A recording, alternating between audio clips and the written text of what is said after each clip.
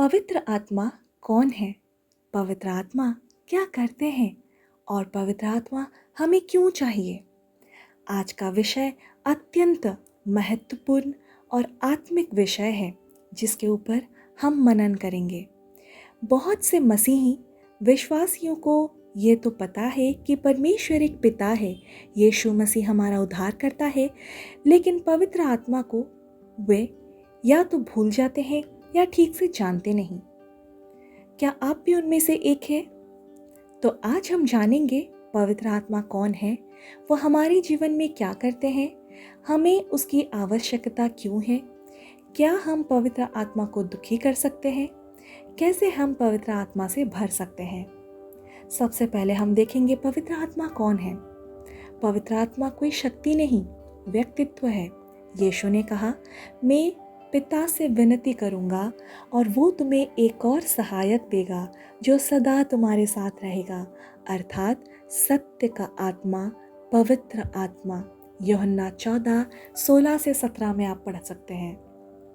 पवित्र आत्मा है हमारा सहायक, सांत्वना दाता, सत्य का आत्मा, ईश्वर का स्वयं का आत्मा। वो तीसरे व्यक्तित्व है त्रित्व में, जिसको ट्रिनिटी कहा जाता है। पिता परमेश्वर, पुत्र यीशु मसीह और पवित्र आत्मा तीनों एक ही है। पवित्र आत्मा कब और कैसे आए? प्रेरितों के काम 2 अध्याय 1 से 4 में पेंतिकोस्त का दिन आकाश से एक बड़ी आंधी की नाई शब्द हुआ और वे सब पवित्र आत्मा से भर गए। वो दिन था जब पहली बार शिष्यों पर पवित्र आत्मा पूरी तरह से प्रकट हुआ। यीशु ने कहा था, जब पवित्र आत्मा तुम पर आएगा तब तुम सामर्थ पाओगे। प्रेरितों के काम 1:8 में ये लिखा जाता है। ये आत्मा कोई साधारण शक्ति नहीं, बल्कि परमेश्वर की उपस्थिति है जो हमारे अंदर निवास करती है। पवित्र आत्मा हमारे जीवन में क्या करते हैं?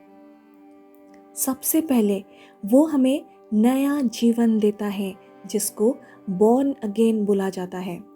यूहन्ना 3:5 में यीशु कहते हैं, जब तक कोई जल और आत्मा से जन्म ना पाए वो परमेश्वर के राज्य में प्रवेश नहीं कर सकता।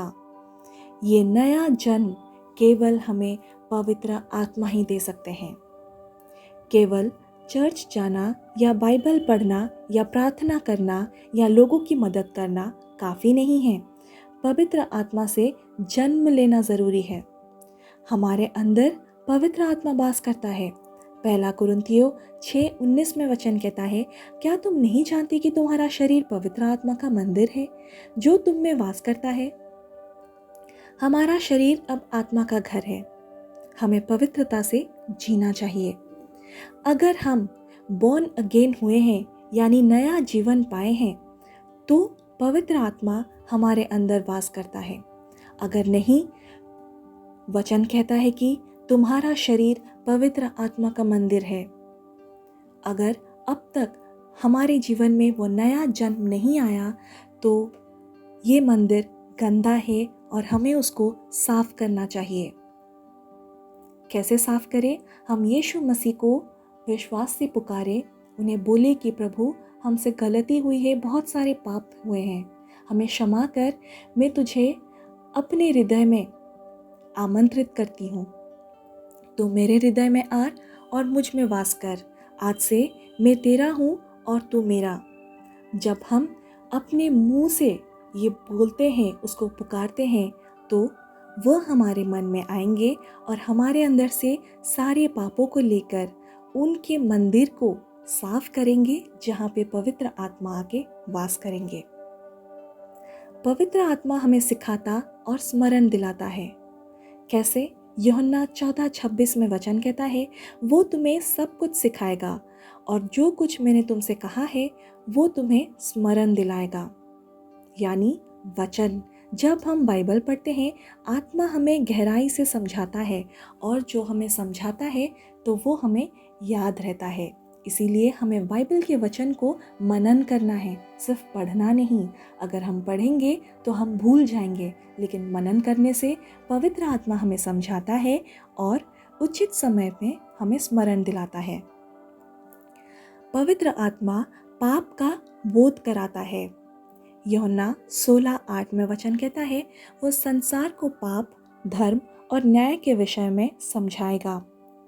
जब हम गलती करते हैं, पवित्र आत्मा हमें जगा देता है, पश्चाताप की ओर ले आता है। पवित्र आत्मा फल उत्पन्न करता है। गलातियों की पुस्तक 5:22-23 में वचन कहता है, पवित्र आत्मा का फल है प्रेम, आनंद, मेल, धीरज, कृपा, भलाई, विश्वास, नम्रता और आत्मसंयम। ये फल आत्मा का प्रमाण है। जो आत्मा से चलता है उसमें ये गुण होंगे। अगर आप खुद को परीक्षा करना चाहते हैं कि आप में ये गुण है कि नहीं, तो आप थोड़ा धैर्य रख के देखेंगे कि अगर आपके साथ कोई गलत व्यवहार कर रहा है या आपको धोखा दे रहा है, तो आप किस प्रकार का जवाब दे रहे हैं, किस प्रकार के कार्य से उत्तर दे रहे हैं। अगर ये सब यानी पवित्र आत्मा का फल में से नहीं है, तो पवित्र आत्मा आपके अंदर वास नहीं करते हैं। पवित्र आत्मा क्यों जरूरी है और पवित्र आत्मा से हमें क्यों भरना चाहिए? ताकि हम शैतान के प्रलोभनों का सामना कर सके, ताकि हम परमेश्वर की इच्छा को समझ सके, ताकि हम आत्मिक सामर्थ से जीवन जी सके, ताकि हमारे जीवन से औरों को भी मसीह दिखे। प्रेरितों के काम 1:8 में वचन कहता है, जब पवित्र आत्मा तुम पर आएगा तब तुम सामर्थ पाओगे और मेरे साक्षी बनोगे। बिना आत्मा के मसीही जीवन कमजोर होता है। आत्मा से भरकर हम गवाही दे सकते हैं, चमत्कार देख सकते हैं और शांति में चल सकते हैं। क्या पवित्र आत्मा को हम दुखी कर सकते हैं? इफिसियों की पुस्तक 4:30 में वचन कहता है, पवित्र आत्मा को शोकित मत करो, जिससे तुम्हें छुटकारे के दिन के लिए छापा गया है। जब हम पाप करते हैं, कठोर हृदय से चलते हैं, आत्मा की आवाज़ को अनसुना करते हैं, तो हम पवित्र आत्मा को दुखी करते हैं। हम पवित्र आत्मा से कैसे भरे? सबसे पहले मन फिराना है। प्रेरितों के काम 2:38 में वचन कहता है, मन फिराओ और बपतिस्मा लो, तब तुम पवित्र आत्मा प्राप्त करोगे। भूख और प्यास रखो वचन के प्रति, पवित्र आत्मा के प्रति। मत्ती 5:6 में वचन कहता है, धन्य है वे जो धार्मिकता के भूखे और प्यासे हैं। आत्मा उसी पर आता है जो सच में उसको चाहता है। प्रार्थना करो और मांगो। लूका लिखित सुसमाचार 11:13 में वचन कहता है, तुम बुरे होकर भी अपने बच्चों को अच्छा देना जानते हो, तो तुम्हारा स्वर्गीय पिता पवित्र आत्मा उन्हें क्यों ना देगा जो उससे मांगते हैं। पवित्र आत्मा मांगने से मिलता है, एक विनम्र, नम्र और आज्ञाकारी हृदय पर। अगर पवित्र आत्मा ना हो तो हमारा जीवन निर्बलता, भय, पाप की गुलामी, भ्रम मार्गदर्शन और केवल धर्म जीवित संबंध में भर जाएंगे। आइए हम एक छोटा सा प्रार्थना करते हैं। हे पिता परमेश्वर, मैं आज समझ गया हूँ कि तेरी आत्मा मेरी सहायता करना चाहता है। मैं तुझे बुलाता हूँ, मुझे सिद्ध कर, बदल दे और पवित्र आत्मा से भर दे। मुझे पाप से मुक्ति दे और अपने आत्मा के द्वारा मार्गदर्शन कर। आज मैं अपना हृदय खोलता हूँ, आ और वास कर। यीशु के नाम से मांगती हूँ, आमीन। अगर आप इस वचन से कुछ भी सीखने को पाए हैं तो ज़रूर अपने दोस्तों के साथ, संबंधों के साथ ये मैसेज को शेयर करें। Praise the Lord, hallelujah, amen.